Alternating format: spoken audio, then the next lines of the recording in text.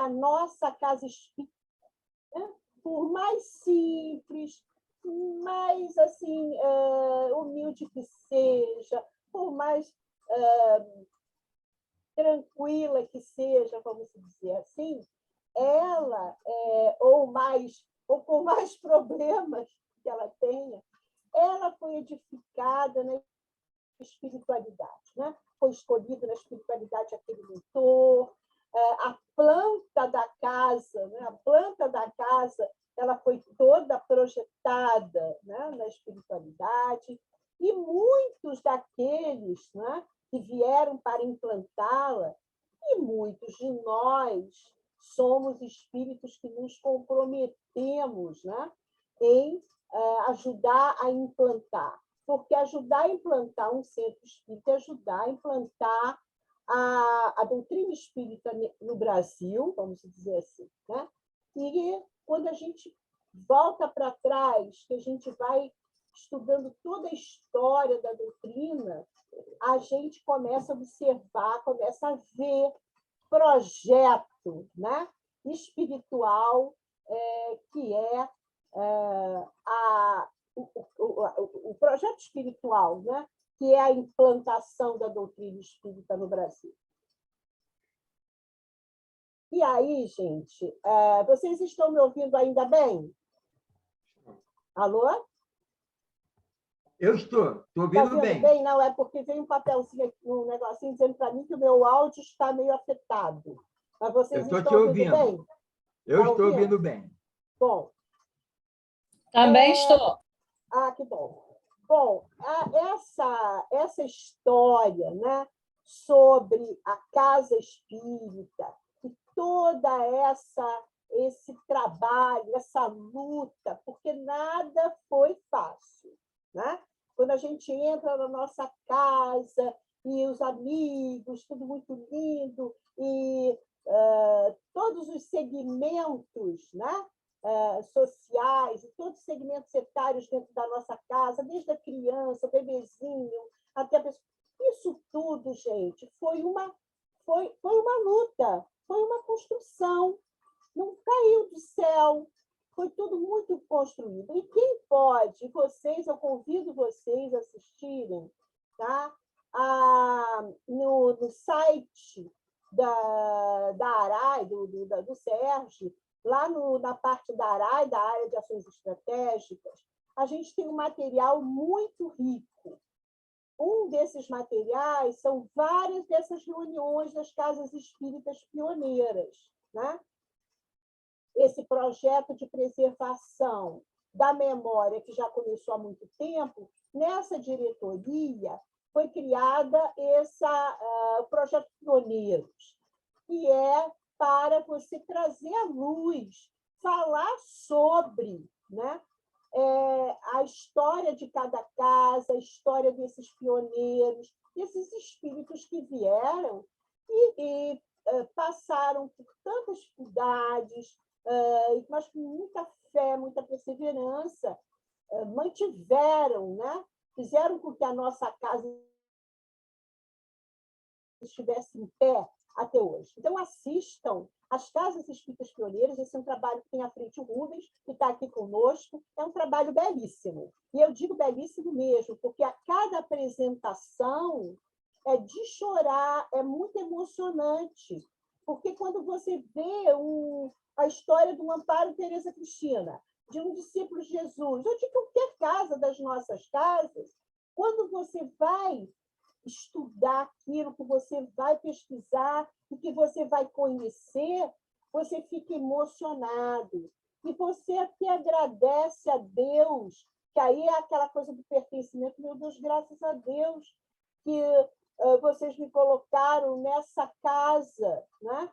Que aí você começa a perceber a importância, aquilo que Sueli Caldas Schubert fala, a casa espírita é muito mais do que uma casa, né?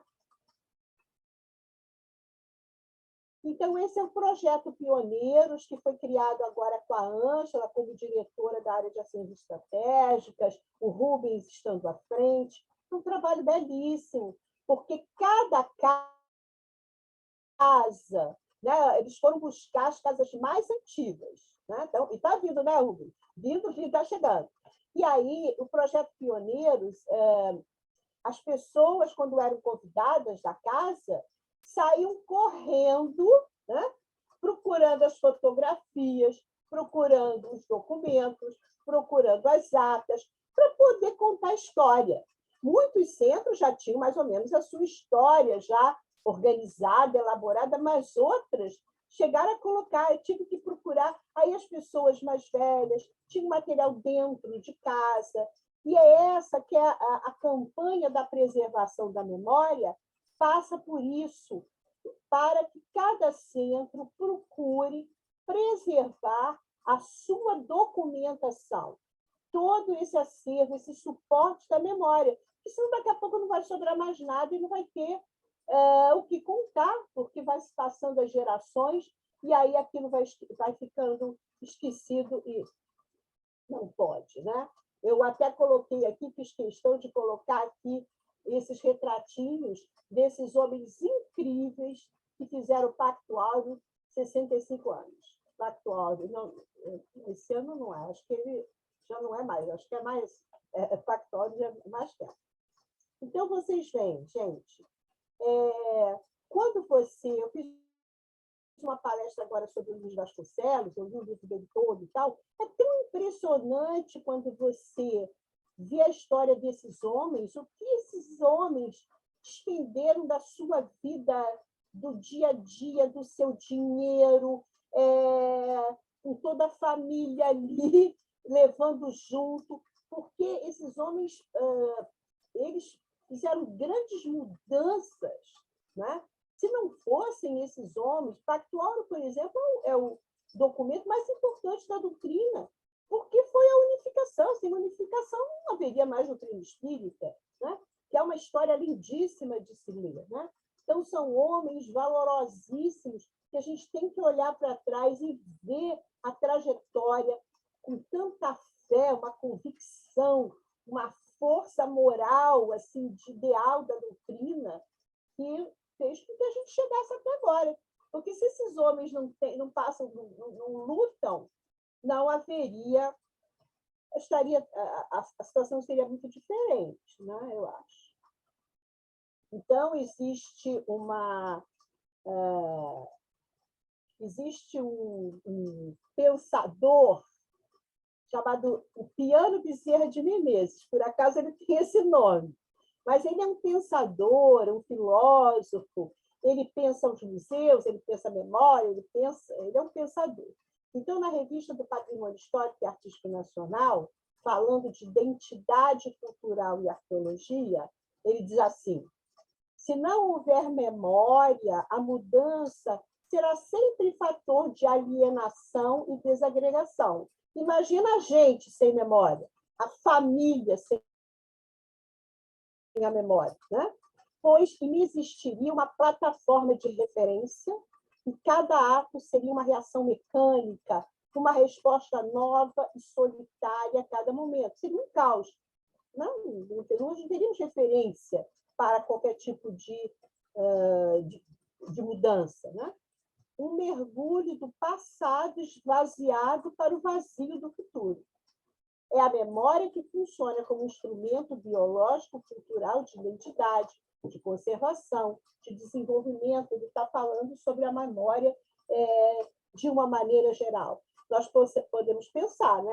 Nós somos espíritas, sabemos que nós, quando reencarnamos, muitas das nossas memórias são apagadas temporariamente, né? Para permitir que a gente possa cumprir uma nova etapa, mas toda a nossa identidade, tudo que somos, tudo que passamos, tudo que vivenciamos está lá, no nosso arquivo, não é? Então, eu costumo dizer que o espiritismo ele é uma memória coletiva. Ele é um sistema organizado de lembranças, cujo suporte são os grupos sociais, especial e temporalmente situados. Então, melhor que grupos, é preferível falar de redes, de inter-relações estruturadas, imbricadas em circuitos de comunicação. Então, é o que nós estamos aqui fazendo. São os vários grupos, todos tendo um ideal único, não é? E que nós vamos nos relacionando, os grupos, nessa grande rede, né? E nessa comunicação nós vamos nos fortalecendo. Então, essa memória assegura a coesão e a solidariedade do grupo, e ganha relevância nos momentos de crise e pressão. Nos momentos difíceis, nós vamos nos unir para poder ver como é que nós vamos enfrentar as situações. Aconteceu isso agora, né? Na pandemia, porque a gente foi buscar uma maneira da gente continuar se vendo, se falando, aprendendo, estudando, divulgando a doutrina, e eu acho que nós tivemos um certo sucesso, né? Porque realmente, por exemplo, os nossos grupos do meu centro, meu Deus, como aumentou, né, o número de pessoas. Tem pessoas que estão quase 3 anos, 2 anos e tanto conosco, que nunca entraram na casa espírita. Estão esperando, agora que nós vamos reabrir, e fizemos obras, para poder conhecer, estão animadíssimos, porque entraram sem conhecer. Então, essa memória assegura a coesão e a solidariedade do grupo e ganha relevância nos momentos de crise e pressão. Não é espontâneo. Para manter-se, precisa permanentemente ser reavivada. Então, não é uma coisa, como eu digo para vocês, que cai do céu. Por que nós estamos nesse momento? Todos aqueles que mantiveram, que trabalharam, que agiram, né? Para que estivéssemos agora na nossa casa, entrando, né? Eu digo assim, esse caminho cimentado, felizes, mas se a gente for conhecer toda a história, nem sempre foi assim, né? Então, gente, todos os dias, nas casas espíritas, são gerados documentos, fotos, atas,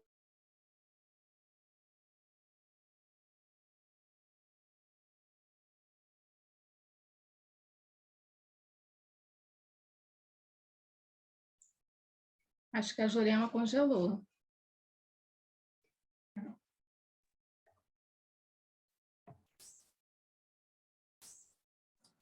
Congelou, gente.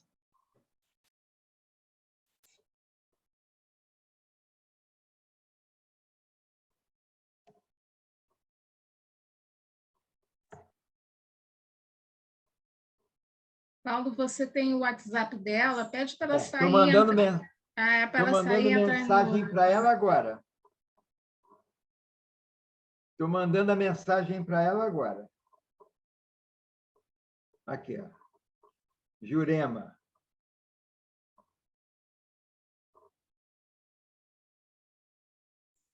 Ela caiu, ela deve estar voltando.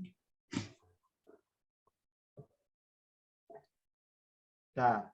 Você congelou, estamos aguardando.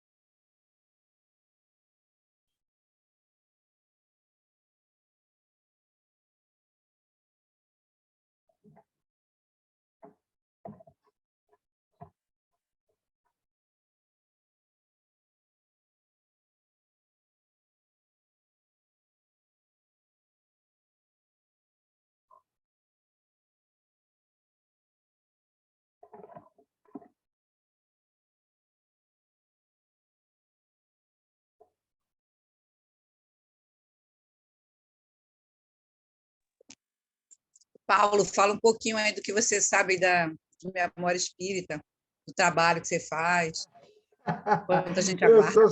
Eu estou aqui, poxa, estou passando 1000 coisas na minha cabeça, né? Nós estamos com o Rubens, fizemos uma gravação aí com o Rubens, que vai ao ar, o Rubens vai pode até comentar alguma coisa sobre a história do Espiritismo em Bangu, que teve a sua culminância em 2012. Foi uma semana muito assim profícua, né? Tivemos até no Luiz Amor uma exposição de material histórico.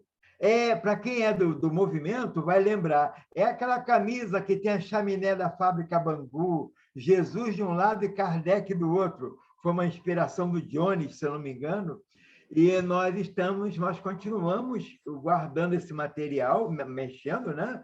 E nós estamos toda terça-feira, de 9 às 11, no João Batista, na Sala 5, ajeitando atas antigas, fotos antigas do João Batista e do movimento espírita. Até postei aí, a Lília viu o material, não foi, Lília? O material da amostra de música de 30 anos atrás. O professor Paulo... Oi, fala, Julimar. Você precisa de ajuda para arrumar alguma coisa assim nesse horário que você está lá? Preciso. Porque eu quero divulgar entre os jovens, se eles não se interessariam por esse trabalho. Muito interessante. Deixa eu anotar aqui qual é o horário. Olha, toda terça-feira, de 9 às 11, no João Batista, na Sala 5, precisamente.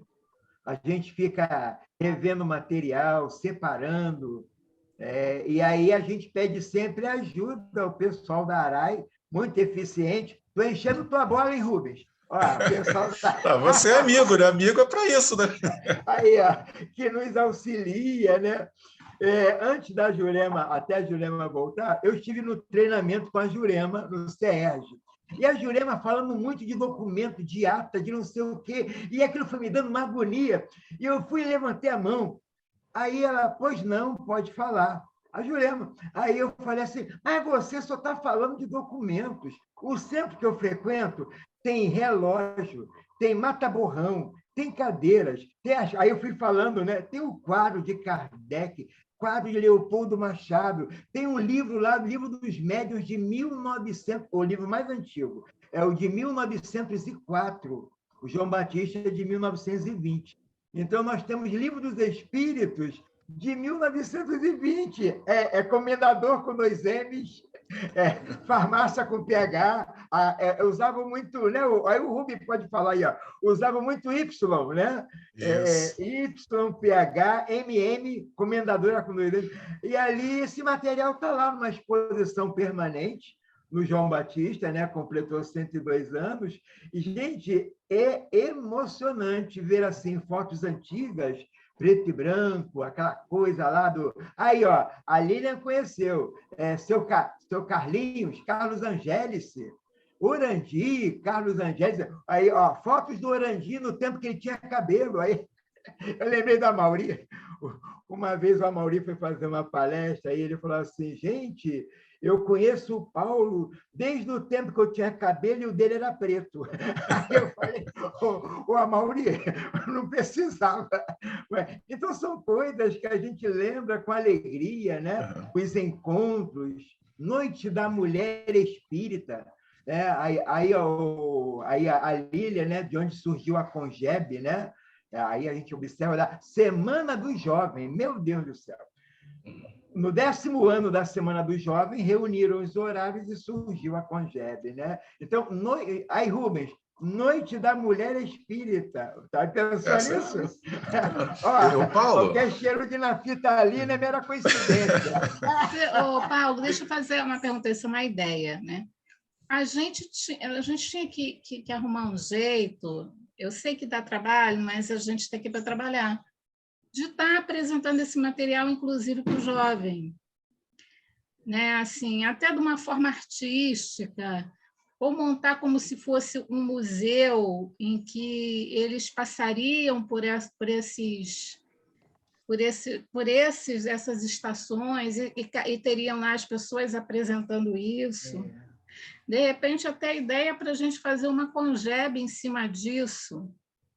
Tivemos entendeu? Né? Ia ser uma coisa diferente, Lília.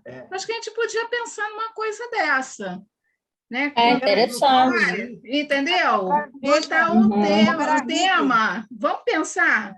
Montar um tema que, Como de o repente... movimento era rico, não é?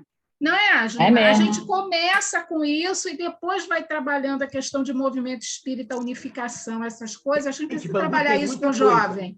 A partir daí, olha só, uma semente jogada. Enfim, o Rubens está com a mão levantada. A gente tinha um movimento mais unificado antigamente do que agora. Pode falar, Rubens. É que você falou uma coisa que é muito importante, até do que você falou, foi desenvolvendo até chegar a essa ideia que a Andréa colocou.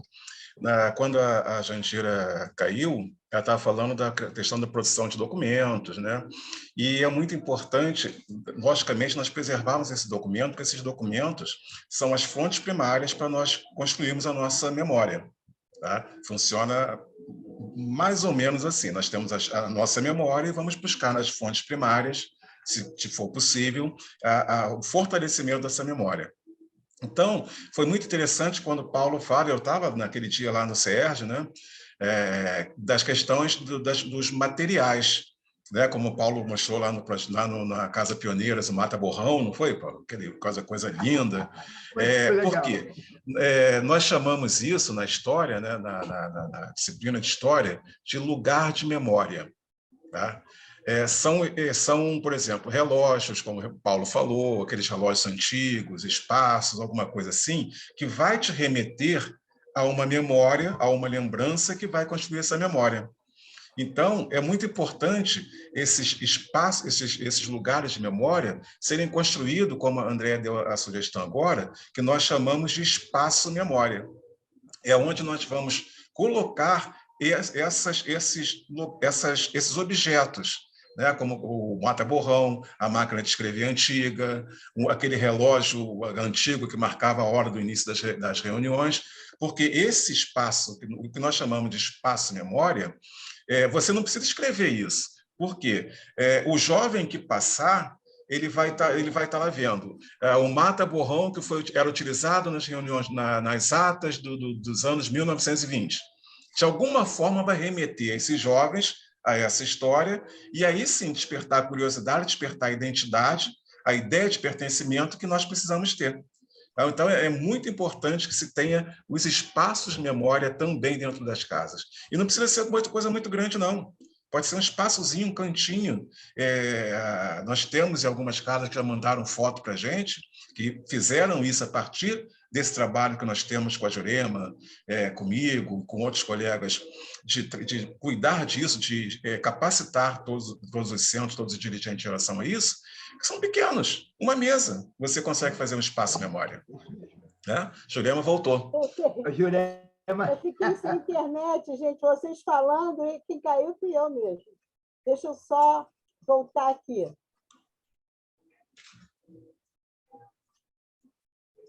Jandira está com a mãozinha levantada. Oi? Só para falar como as caboclas trabalham juntas. O Rubens falou que a Jandira caiu, mas foi Jurema. Fui eu que caí. Vocês estão vendo alguma coisa, não? Desculpa, querida. Agora que você está com o anfitriã, Jurema, agora que você pode compartilhar. O Jandira é da mesma tribo, não é? Mesma. Então, gente, olha só. Deixa eu falar uma coisa para vocês. Deixa eu tentar entrar aqui. Agora eu posso?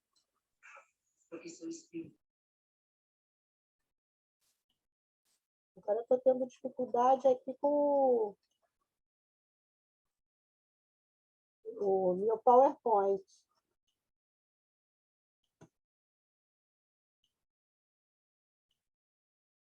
Apareceu ou não? Apareceu de novo? Apareceu. Tá ele aí, Tá Andréia? tudo. Tá, voltou? Jesus! Então, vamos lá. Deixa eu descer lá para onde eu parei. Eu parei aqui no... eu ia falar, pois é, que além, né, eu estava falando que nós, deixa eu voltar só um pouquinho, que além de todo esse patrimônio que a gente tem, né, nas nossas casas, que a gente chama de patrimônio, né? O patrimônio material, né? Todas essas atas, esses documentos, esses suportes, nós temos também o patrimônio imaterial, que todo centro espírita possui, esse patrimônio espiritual, formado pelos guias, pelos amigos, que, ligados por laços espirituais, criaram e sustentam a instituição. Nós não podemos esquecer deles, e nós não podemos esquecer das mensagens que eles trazem, né? Tem gente que, às vezes, recebe uma mensagem mediúnica e acaba ler, e aquilo já é jogado fora. A gente não pode jogar fora. Por quê? Porque é o testemunho da nossa comunicação com o mundo espiritual. Nós temos que lembrar que o Brasil, né, não é o Humberto de Campos que diz, né, o Brasil, coração do mundo, pátria do Evangelho, que todos os espíritos dizem, né, que a doutrina está sendo consolidada no Brasil porque ela vai se expandir para o resto da humanidade. Então, a nossa responsabilidade com essa memória, com essa história, com essa documentação é muito grande. Porque como é que eu vou pegar, né, uma mensagem mediúnica do guia e não vou guardar, e não vou ler para todo mundo, até para as crianças da evangelização a gente tem que ler. Então, são coisas muito importantes que, às vezes, a gente vai se acostumando, a gente vai se acostumando com o espírito imortal, aquelas coisas, e, às vezes, a gente tem que pisar, né, no chão para ver que a gente precisa guardar isso tudo. Isso tudo é testemunho, né, da nossa relação com o mundo espiritual. Então, os registros desta relação representam, por vezes, anos de comunicações mediúnicas, documentos preciosos que devem ser preservados por testemunhar a realidade espiritual e o amor destes amigos por nós. Então, muito material vai se perdendo, porque a gente não guarda direito, a gente deixa, às vezes, guardado em locais ruins, que tem umidade, vai se estragando, vai se perdendo. Isso tudo é fonte de estudo, de pesquisa da nossa casa, pelo menos da nossa casa. Quando a gente conhece a história da nossa casa, a gente se sente muito mais ligada a ela. É um ato de amor, né, a preservação da história da nossa casa. E aí eu trouxe aqui até um cartaz de oficinas que nós fizemos. Nós fizemos muitas oficinas. Não sei se Paulo participou de alguma oficina que a gente fez, que a gente colocou luva para mostrar como é que a gente cuidava de papel, separava a fotografia preta e branca, né? E isso muito legal. A gente vai voltar com essas coisas todas, mais assim, mais presenciais, porque isso tudo realmente é muito importante, né? E convido também para vocês, além de assistirem, né, as rodas de conversa do Projeto Pioneiros, também assistir os vídeos de capacitação que a gente fez. A gente fez 4, o 4º está entrando agora. Tudo acontece, né, quando você está... Então, esses 4 vídeos, olha, no primeiro vídeo de capacitação, a gente fala como a casa, passo a passo, que a casa vai implantar esse trabalho de preservação, a formação do grupo. É uma coisa muito simples, mas que exige uma decisão, né? Tomou a decisão, vamos lá. O segundo já fala do trabalho que a gente fazia nas oficinas. Como é que a gente ia guardar os documentos, como é que a gente ia guardar as fotos, como é que a gente... O terceiro já é para como vai guardar todo esse material, gente, virtual, como é que a gente vai deixar passar isso, né? Imagina quanto a gente produziu nessas reuniões, nessas palestras, tudo virtual. Precisa guardar isso. Isso é um material riquíssimo, isso é histórico. Nós estamos vivendo momentos históricos. Então, nós não podemos perder. E o 4º é um vídeo que vai falar como a gente vai contar essa história para as pessoas as várias atividades que a gente pode fazer na casa espírita para falar de memória, da história da sua casa, né? Aqui eu trouxe algumas imagens desse trabalho, né, que a gente deve realizar, de arrumar, organizar, dar uma limpezinha, né, nos nossos documentos antes de guardar, digitalizar, né?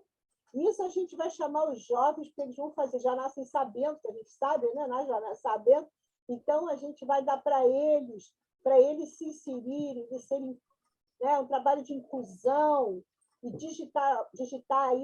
digitalizar isso tudo, pronto. A gente tem uma facilidade, né? Joga nessas nuvens aí, pronto. Então, e também as atividades virtuais, para que não haja quebra de continuidade no atendimento da instituição. Foi o que aconteceu, né? A gente fez muita coisa virtual e continuou a instituição, né? O máximo possível, que era possível, ali firme e forte, né? Então, promover a valorização e a preservação do patrimônio material e imaterial histórico da instituição espírita fortalecerá o sentido do pertencer, agregará diferenças, quebrará preconceitos, incentivará a solidariedade fraternal. No momento em que a gente começa a buscar, né, lá atrás essa história, a voltar com os nossos pioneiros, a criar um grupo que vai se dedicar, desde as pessoas mais idosas, que normalmente têm material, tem toda uma memória oral que elas vão contar, até as crianças da evangelização, isso promove uma união dentro da casa, uma sensação de pertencimento. Puxa, eu pertenço a essa história. E, principalmente, o jovem vai entender que agora é a vez dele, né? Puxa, tantos já fizeram, agora é a nossa geração que vai fazer, né? Eu trouxe até de um desses módulos um exemplo de atividade importante na casa, entrevistas com trabalhadores mais antigos do centro, que, pela memória oral, poderão trocar recordações e experiências de sua vivência na casa espírita. A hora do conto, que não adora, né? Escutar uma história, a hora do conto, a gente contando para as crianças a história da casa. Montagem de exposições virtuais, as crianças gostam de fazer, os jovens, né, gostam de trabalhar esse tipo de tecnologia. E aí eu tinha que trazer para vocês a imagem, porque eu sou muito fã, né, de Leopoldo Machado, esse cabelo dele, esse jeitão dele sempre risonho. Gente, esse homem foi fundamental para a doutrina espírita. Ele foi o apologista do espiritismo de vivos, que, sem ferir a pureza doutrinária, incentivou as novas gerações à criação das mocidades espíritas e à evangelização da infância. Gente, havia, na época de Leopoldo, lá nos anos 40, 50, no centro espírita tinha criança, muito centro criança não entrava, que criança fazia barulho, o jovem não tinha vez, tinha aquele ditador, que era o presidente do centro, ele que dava ordem, nada mudava. Quer dizer, era uma situação muito difícil. Esse homem lutou bravamente, apanhou muito, porque ele queria o centro espírita, a casa de vivos. Ele queria a alegria, a música, a criança, lutou muito para isso e conseguiu, né? E conseguiu. Então, eu trouxe aqui para vocês... cadê a foto? Deixa eu clicar aqui em cima para ver se ela aparece. Essa foto... para falar com vocês que a gente também está trabalhando com essa memória do Sérgio. O Sérgio tem um espaço memória, como estava o nosso Rubens aí falando, ele me salvou aí desse apagão que teve alguns minutos. Nós estamos lá cuidando do material fotográfico, do acervo fotográfico, do acervo de atas. Nós temos um material lá para cuidar. E a ideia, olha só, essa fotografia é uma fotografia espetacular, porque o Leopoldo Machado, né, gente, ele tanto fez que em 1948 ele conseguiu fazer o primeiro encontro das mocidades espíritas do Brasil, trazendo delegação de todo o Brasil. Até hoje, eu fico assim espantada como é que ele conseguiu. Conseguiu com a ajuda de Luiz Vasconcelos, que bancou, uma coisa maravilhosa. E se ele não faz isso, se não há essa luta para fortalecer as mocidades, criar mocidades, foram esses jovens que depois ficaram à frente das casas, porque nós somos espíritos mortais, mas desencarnamos, não é? Então, as pessoas que estavam liderando as casas um dia partiram, e foram eles, e é o que acontece hoje, né? Nós precisamos, ele fazia uma coisa muito bacana, o Lins, o Leopoldo, que era promover as caravanas dos jovens. Então, os jovens de uma mocidade iam visitar outra, e assim a coisa ia crescendo, ia ficando muito animado, e os centros que não tinham criavam suas mocidades, e foi assim que a gente pôde também chegar até agora, porque esses jovens ocuparam depois os espaços, né, daqueles que se foram. Então, eu vejo assim que a gente tem que olhar para esses homens, né, pioneiros, esse Leopoldo Machado incrível, que tinha essa ideia das caravanas. Eu fiquei pensando que hoje a gente vai precisar dar uma ativada nisso, né, dos jovens voltarem a frequentar as mocidades de uma maneira mais intensa, né? Lá no CERJ também eu trouxe um pouco do acervo que tem, livros antigos, primeiras capas. Jandira está aqui com a gente, Jandira disponibilizou esse espaço, ela teve uma atuação muito importante para essa criação do Espaço Memória. Eu agradeço a ela até hoje. Livros, imagina, gente, olha as primeiras capas, que graça, da libertação, 100 anos do Livro dos Espíritos. São encantadoras essas primeiras capas, né? Foram salvas, assim, são livros raros que tem lá. Aqui o pessoal trabalhando, aqui à direita a nossa Tereza Simões, faz parte, a nossa arquivista, trabalhando aqui com uma foto, guardando a foto do nosso Lins, que, afinal de contas, o CERJ é o Espaço Lins Vasconcelos, né? Então, esses homens importantes, quando eles fazem o Pacto Áureo, o que eles fazem? Eles imediatamente criam o Conselho Federativo. Cada estado tem que ter uma federação para congregar os centros, né? O que a gente está fazendo. Então, a gente tem que fortalecer muito a nossa federativa. A nossa federativa é a congregação das casas. Então, o CERJ precisa muito dos centros, da ajuda, né, dos centros espíritas. É assim que se faz, né, a união. Nós temos um exemplo muito bom, que é o Centro Espírita Jacarepaguá, que criou o seu espaço, memória, arquivou também documentos importantíssimos, espíritas incríveis também que passaram por lá, né? Documentos incríveis, por exemplo, de liberação da polícia, a polícia liberando o espírita para ele poder participar, né? Porque os médiuns, vocês sabiam que os médiuns foram presos, né? Situação bem difícil, todos passaram. Ô, Jurema? Oi. É que hoje ela não pôde vir, que ela está com visita, mas você conhece a Regina Marciano, né? Que Regina é uma escura, ela está sempre lá tá na unificação trabalhando com a Darcy. Com a Darcy, sim. Isso. Sim. O pai dela, o seu Jaime Marciano, Paulo Goulart, sabe dessa história, né? Ele foi um dos que foi preso aqui em Bangu. Eu sei porque ela conta a história. A gente E eu conheci ele precisa também contar. enquanto ele não tinha desencarnado, né? E aí ele contava, ele foi do coral, inclusive, ele contava essa história para nós, que ele A foi gente preso, precisa. aí teve que botar o nome dele lá no livro, lá, sei lá que livro lá, e A gente depois precisa soltaram ele. contar essa história, Andréia. É. Essas histórias precisam ser contadas.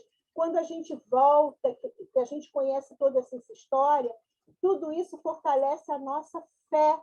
A gente vê, inclusive, todo o projeto espiritual, a gente vê toda uma trajetória, a gente começa a ver assim, meu Deus, isso não é para menos, né? Eu fui agora, há pouco, estudar a história da minha casa, porque a documentação foi toda perdida. Eu estou aos poucos. E o pouco que eu estou sabendo agora está me deixando assim impressionada. Porque é uma história belíssima. A gente chora sempre que assiste. Vocês vão lá, vão me dizer. Né, Rubens? A gente chora. É muito emocionante. É emocionante demais sempre, né? É muito emocionante. Cada casa. Eu trouxe para vocês um texto do Leonardo Boff, que vocês já ouviram falar nele, né? Ele diz assim: saber cuidar, ética do humano, compaixão pela terra, é o nome do livro dele, que eu adoro. E ele fala sobre essa coisa, o que a gente está fazendo é cuidar, né? Então, ele diz o seguinte, que nós somos os taoístas dizem que nós nascemos para cuidar. A gente nem precisava ouvir falar sobre isso, porque os taoístas, né? Mas eles dizem que a gente nasceu para cuidar. E o nosso objetivo é cuidar do outro, da terra, da família, do planeta. E que cuidar é a ação que nos faz ser humanos. Então, como esse trabalho da preservação, né, da memória, para mim está muito ligado a isso, né, do que o Bob colocou, do cuidado, né? Então, ele diz assim, cuidar das coisas implica ter intimidade, senti-las dentro, acolhê-las, respeitá-las, dar-lhes sossego e repouso. Cuidar é entrar em sintonia com, auscultá-las, o ritmo, afinar-se com elas. A razão analítico-instrumental, quando a gente cuida, a gente para de pensar um pouco analiticamente, então abre caminho para a razão cordial, né, do coração. O espírito de finesse, o espírito de delicadeza, o sentimento profundo. A centralidade não é mais ocupada pelo logos, mas pelo pathos, né? Não é o conhecimento, mas é o coração. Aí eu trouxe para vocês uma foto, quando a gente está com essa história de ficar guardando. Eu quero que vocês me digam, tem o Divaldo que vocês já reconheceram aí nessa foto. Isso é uma Comerge. E essa foto foi cedida por quem? Eu botei o nome dela aí. Eu queria que vocês descobrissem. Quem foi que doou essa foto?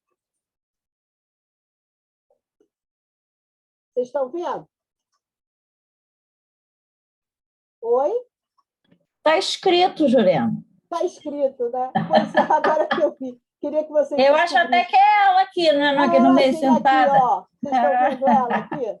Já conhecia ela mesmo, do lado do Divaldo. Assim tem história, né?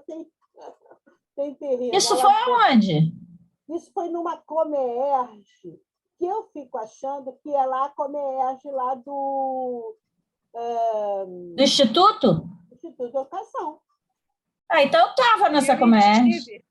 Nós estávamos, sim. Nós estávamos, né, Julimar? Então, foi isso mesmo, era numa quadra, né? A gente estava sentada aqui, nessa época eu tinha coluna para sentar aqui no chão. Hoje em dia, não tem mais. Inclusive, eu sempre lembro que nesse dia o som estava muito ruim e nós estávamos preocupados porque os jovens não iam se concentrar por causa do som ruim e o Divaldo ia ficar fazendo palestra, não sei o quê. Só que, quando ele começou a falar, os jovens parecem ter entrado em transe. Eles ficaram assim, fixados, olhando para o Divaldo e entendiam, porque eles riam das coisas das histórias que o Divaldo contava. E eles ficaram tão tranquilos. Eu era daquela equipe de companheiros que ficava se prestando atenção do jovem que estivesse disperso. Aí eu falei para o pessoal que estava coordenando, olha, eu vou tomar banho agora porque os jovens não vão precisar de mim. Eu lembro bem disso. Não, gente, Não, e eu lembro, Julimar, que teve uma hora que foi um assunto, eu não me lembro o assunto, que teve, ele abriu para umas perguntas, a gente fez umas perguntas no papel, né? E aí um momento de um assunto lá que eu não sei qual é, aí o microfone fez o som. O assunto é tão forte que até o microfone Simone fez, falou uma coisa assim. Gente, olha, Genial isso, inesquecível. É inesquecível. E a gente precisa contar isso, porque isso tudo é testemunho das alegrias, dos nossos momentos tão felizes em comércio. Já pensou, Lívia? Quantos anos, Lívia? Né? Estou agora ali.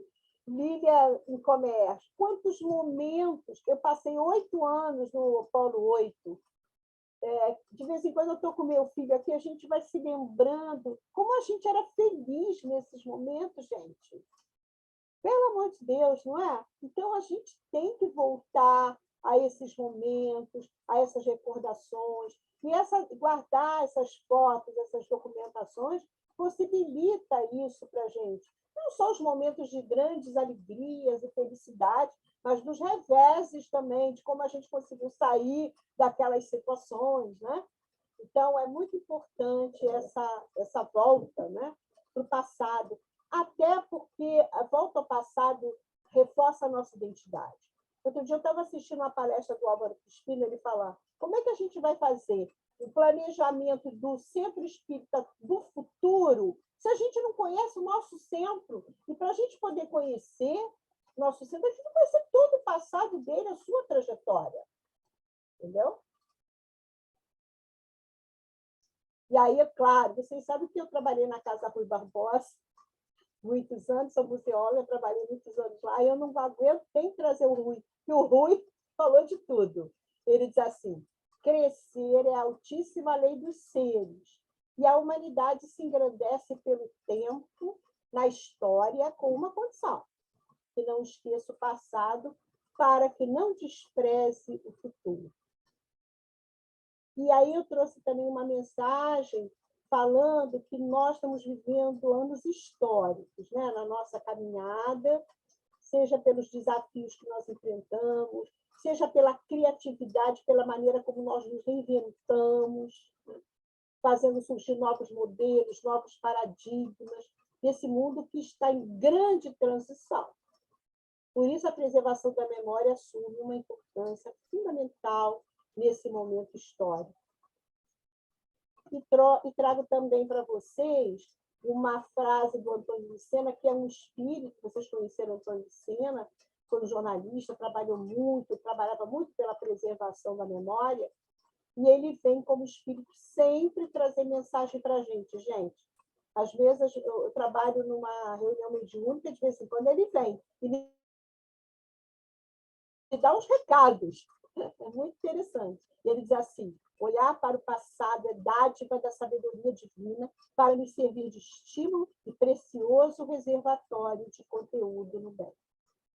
Então, olha só, peço desculpas a vocês aí pelos problemas técnicos, mas é mais ou menos isso aí que eu quis trazer para vocês. E a gente falando como é importante a gente preservar, contar a nossa história, conhecer a história do nosso centro e contar para todo mundo. E contar para os outros, reunirmos os outros centros. Olha, teve uma apresentação, tá, o Rubens aí que não me deixa mentir, que diz assim, que teve uma casa que se apresentou e uma outra casa descobriu que tinha uma relação muito próxima com ela, não foi, Rubens?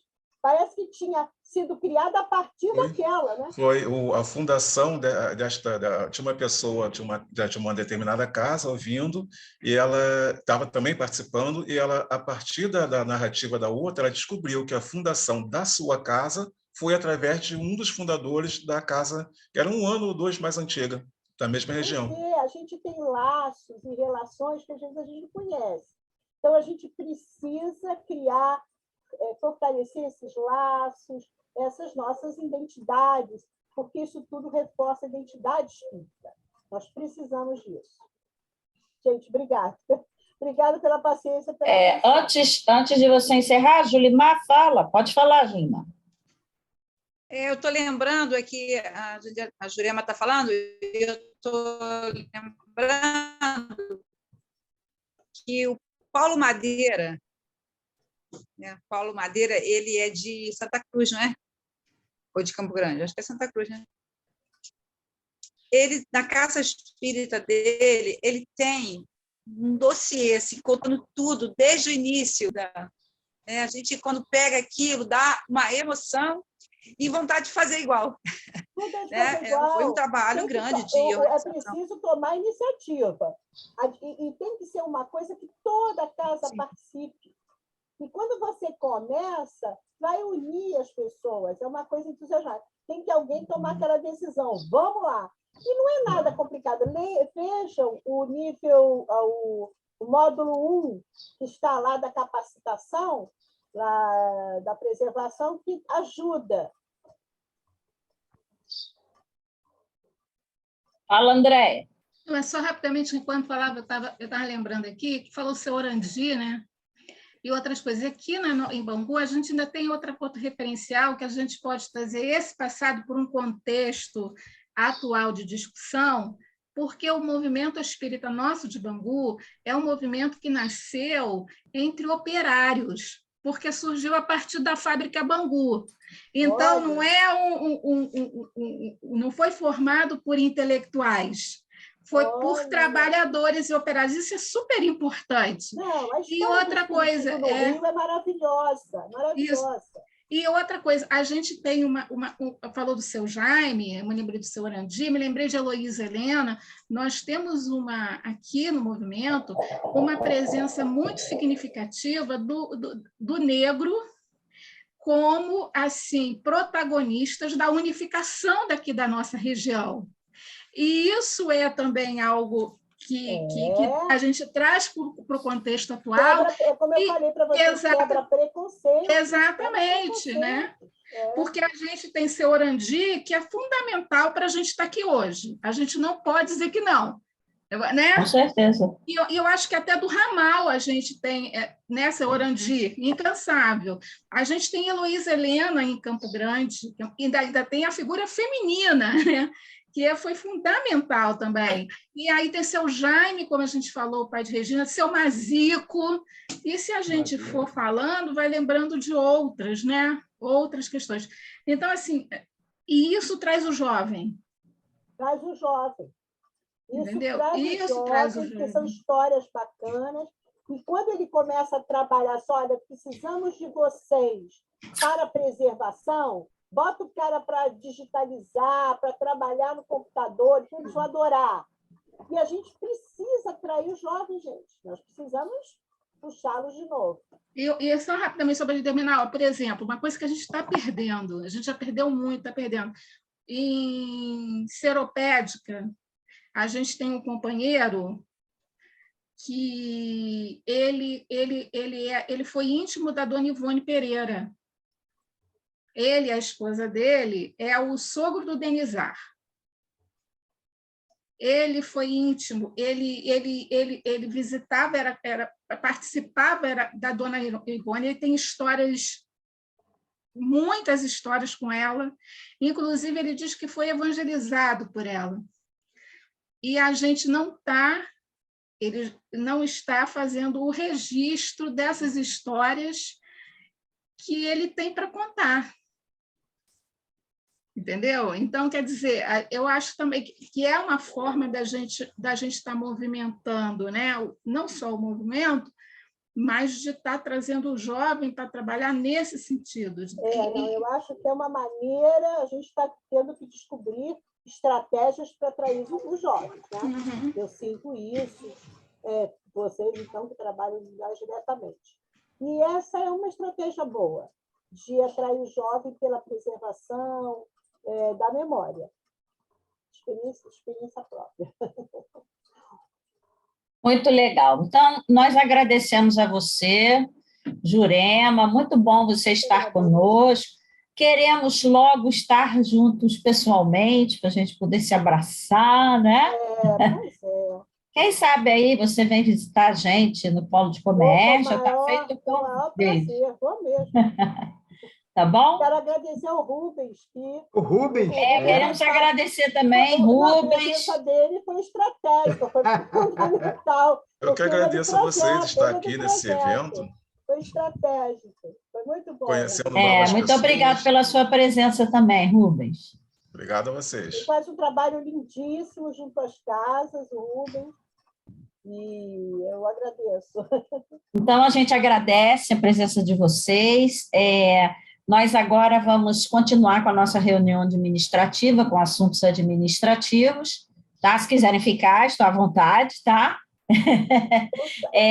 Aí nós vamos continuar aqui com a nossa reunião administrativa aqui do 29º seu.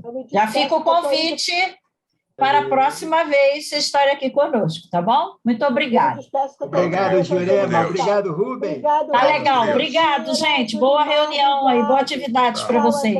Tchau, Paulinho. Bye, bye. Tchau, Jurema. Tchau, Rubens. Vão com Deus. Obrigado. Tchau, Jandira. Gente, só nós, né? Eu acho que tem muita... A gente 2,5, né? 2,5. Eu acho que a gente calculou mal a data, sabia? Véspera de eleição. E hoje ainda tem esse negócio dessa final desse campeonato do Flamengo. Ainda tem isso. E eu vou dar eu daqui a pouco vou sair. Eu também, eu acho que não tem, mas as pessoas têm. Aqui eu sou Flamengo, nem estou preocupada com isso. Vou para o centro fazer estudo, se puder ser até para o mediúnico. Se acabar cedo é bom que eu vou correr para ir para o mediúnico. Eu vou pular Maria José fazer a palestra, mas aqui está desde cedo um foguetório que é impressionante, não tem nada a ver, mas enfim, né? Eu vou para Irmã Estela hoje. E tem um monte de gente que está sem internet. E assim, isso também. O Johnny está sem internet. Carlinhos também falou que está sem internet. Eu mandei todos até dois para o particular do Carlinhos. Tentaram entrar. Não, os dois mandaram. O Jones botou no grupo e o Carlinhos falou comigo. Tá vendo? Bom, gente, vamos terminar, vamos fazer a nossa reunião, falar das nossas áreas, que aí a gente vai para as nossas tarefas, que eu sei que está todo mundo atarefado. Está difícil. Então, vamos lá. Casas espíritas, vocês querem falar alguma coisa específica? Eu quero. Então, vai, Paulo. Opa! Hoje tivemos a nossa distribuição e é com muita alegria que comunicamos que, a partir do dia 5 de novembro, nós retornamos, graças a Deus, com a evangelização e a reunião da família. Graças a Deus, que bom, hein?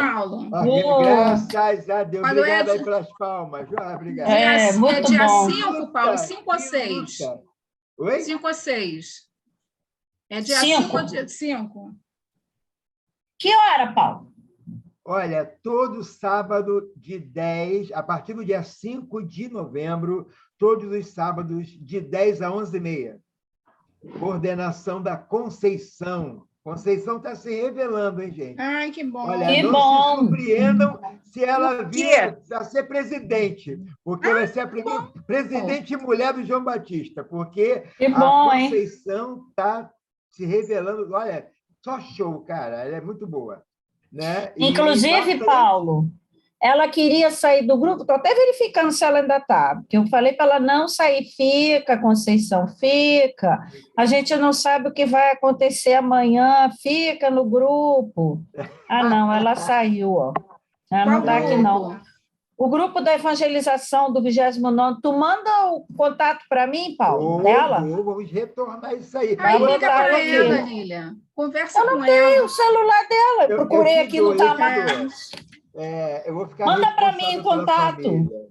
Manda para mim. Então, a gente está muito feliz com isso, né? E também ontem foi lá o João Batista, né? Eliane também conseguiu, a Eliane Passos contagiou lá a atual diretoria, o pessoal ficou empolgado com Viagem Espírita. Então, a gente está aí vibrando, né? Torcendo para que os passos continuem sendo dados. Tá ok? Que bom. Graças a Deus, né, Paulo? Muito bom. Parabéns a vocês aí, nós estamos vibrando muito. Pode deixar que a gente já vai estar junto aí, manda o contato que a gente liga para ela. Ela, de vez em quando, conversava comigo, e depois ela quis sair do grupo, eu falei para ela não sair, ela acabou saindo, mas agora ela tem que entrar. Então, manda aí, tá bom? André, quer falar alguma coisa do GFIA? Do GFIA, só que a gente agora em novembro, a gente vai dedicar o mês todo para falar sobre a questão da morte. Inclusive, quarta-feira, dia 2, a gente tem reunião pública normalmente, né? Até porque a gente não comemora finados, né? Mas a gente sabe o quanto as pessoas, é interessante, né? Que pessoas que nunca vão à casa, aí lembram, e nesse dia eles vão, né? É muito interessante isso, né?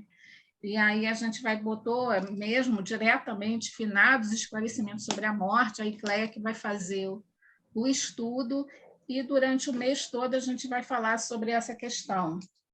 A gente vai falar sobre motivos de resignação, com relação a essa questão, né, da desencarnação, da perda de um ente querido, vai falar também sobre erraticidade, que é um assunto que interessa muitas pessoas, tem uma mística, né? Vamos falar sobre os enlutados sobreviventes do suicídio, a gente achou importante falar especificamente sobre esse grupo, inclusive é o Marcelo Leonel, um jovem, que vocês conhecem, que vai fazer o estudo, e depois a gente vai falar sobre a influência da prece nos desencarnados. Então, a gente vai dedicar todo esse mês a falar sobre esse assunto. Do mais, está tudo caminhando. Ok. Lá no CAI a gente também vai fazer a palestra online normal no dia 2. Vamos falar do assunto, claro, né? Porque tem tudo a ver. Aí já até atropelando, passando aqui na frente da Julimar, mas ontem foi muito bacana o cinema. Nós tínhamos 100 pessoas, ajudou bastante o projeto, e bacana, gente de todas as casas, pessoal do Bezerra tinha duas lá que são do Preço Sofredores. O documentário é muito bom, só tem uma parte lá meio polêmica, que eu acho que não podia até não ter, mas de uma forma geral o documentário foi muito legal. Tá? Julimar, quer falar alguma coisa? Um clima maravilhoso, né? Assim, de fraternidade, de alegria, foi muito bom. O outro filme vai ter mais Julimar, eu acho de confraternização. Tira a imagem, que tua voz está... tira a imagem, fica falando que a gente está ouvindo, não tem problema, não. Ai. Essa pinóia. Essa pinóia de aí é até interessante. Olha que estava um clima maravilhoso, assim, de confraternização, de alegria, muito... Não, e a mensagem final foi tão bonita que terminou o filme, ficou todo mundo sentado. Ninguém nem levantou, e era tarde, era 10h30 da noite, todo mundo sentado, assim, meio impactado, que a mensagem, o Chico falando, né? Foi muito bonito. Bom, quer falar alguma coisa do Pedro Alcântara, Julimar? Não, a única questão agora de novembro é que, quando fazemos a nossa programação anual de estudos, a gente já coloca em novembro as reuniões de esclarecimento sobre a morte. A gente sempre escolhe um tema, e agora... Oi? Fala, Julimar, estou te ouvindo. A gente já coloca um tema, né, que fale sobre a morte, porque semana passada mesmo eu estava falando sobre a sorte das crianças. Semana passada não, quinta-feira agora. Sorte das crianças após a morte. Então, falar de morte é uma coisa que atemoriza as pessoas, né? E mesmo os espíritas, eles ficam assim... E aí nós conversamos sobre a morte. Falei, gente, eu acho muito de falar sobre crianças, mas falar sobre morte não é uma coisa que nos agrade. E aí é muito interessante que todo mundo, né, quando a gente pergunta, as pessoas se manifestam que não tem vontade de falar sobre morte, sabe, que não quer nem pensar. E daí eu já conversei bastante sobre isso. Agora, quarta e quinta, nós vamos de novo falar sobre a morte. Eu acho que a gente precisa falar muito sobre isso durante o ano, para que as pessoas comecem a realmente trabalhar a sua fé de que, quando morre, está voltando para casa. Né? Que a gente fechou o ano na escola e está indo para casa, que isso aqui é um colégio interno. Né? está indo. Então, é isso. Nós já vamos falar realmente sobre isso. Não tem nenhuma novidade extra, a gente está fazendo o planejamento do ano que vem.